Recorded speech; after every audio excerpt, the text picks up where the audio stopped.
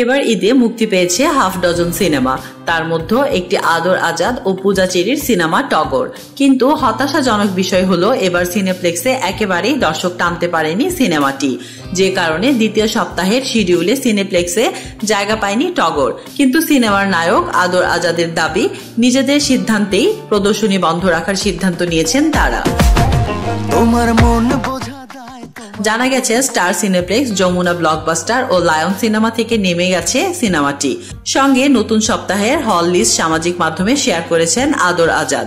ঢাকার Azad cinema hall, নীলফামারীর বাবু talkies এবং নওগাঁর 5 স্টার সিনেমা হলে দ্বিতীয় সপ্তাহে চলবে সিনেমাটি। হল লিস্ট শেয়ার করে আদর আজাদ উল্লেখ করেন, AR মুভি নেটওয়ার্ক প্রযোজিত চলচ্চিত্র টগর এই সপ্তাহে মাল্টিপ্লেক্স প্রদর্শনের জন্য শিডিউল না রাখার সিদ্ধান্ত আমরা নিজেরাই নিয়েছি। ঈদ উপলক্ষে মুক্তিপ্রাপ্ত অন্যান্য 5টি চলচ্চিত্রের কারণে টগর এর শো টাইম দর্শকদের উপযোগীভাবে নির্ধারণ করা সম্ভব হয়নি।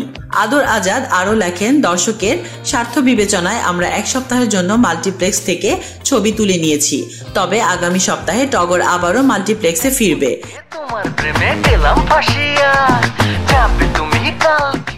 নতুন সময়সূচি, সঠিক পরিকল্পনা ও পূর্ণ প্রস্তুতি নিয়ে আলোক হাসানের পরিচালনায় আদর ও পূজা চেরির এই সিনেমাটি নিয়ে হতাশাজনক প্রতিক্রিয়া দেন দর্শকেরা।